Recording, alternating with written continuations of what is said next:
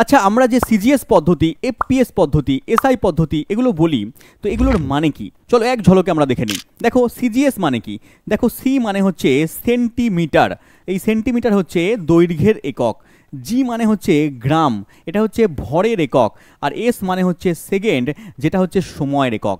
এই দৈর্ঘ্য, ভর, সময় এই তিনটের একক সেন্টিমিটার, গ্রাম, সেকেন্ড দিয়ে আমরা সিজিএসকে প্রকাশ করি। তেমনইভাবে আমাদের এফপিএস পদ্ধতি রয়েছে।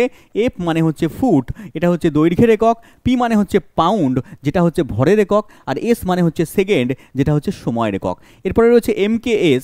এম মানে হচ্ছে এখানে মিটার, যেটা দৈর্ঘ্যের একক। কে মানে হচ্ছে কিলোগ্রাম, যেটা হচ্ছে ভরের একক। আর এস মানে হচ্ছে সেকেন্ড, যেটা হচ্ছে সময়ের একক। এবং সবশেষে রয়েছে আমাদের এসআই পদ্ধতি, যেটা আমাদের বলি সিস্টেম ইন্টারন্যাশনাল, আন্তর্জাতিক পদ্ধতি। সেখানে 7টা মূল একক আছে, মনে রাখবে। দৈর্ঘ্যের একক মিটার, ভরের একক কিলোগ্রাম, সময়ের একক রয়েছে এখানে সেকেন্ড, এবং তার সঙ্গে তড়িৎ প্রবাহ মাত্রার একক হচ্ছে অ্যাম্পিয়ার, উষ্ণতার একক হচ্ছে কেলভিন, দীপন প্রাবল্যের একক ক্যান্ডেলা, পদার্থের পরিমাপের একক হচ্ছে মোল। 7টা মূল একক রয়েছে, তার সঙ্গে দুটো এখানে সহায়ক একক পাওয়া যাচ্ছে। একটা হচ্ছে কোণ, যার একক হচ্ছে রেডিয়ান।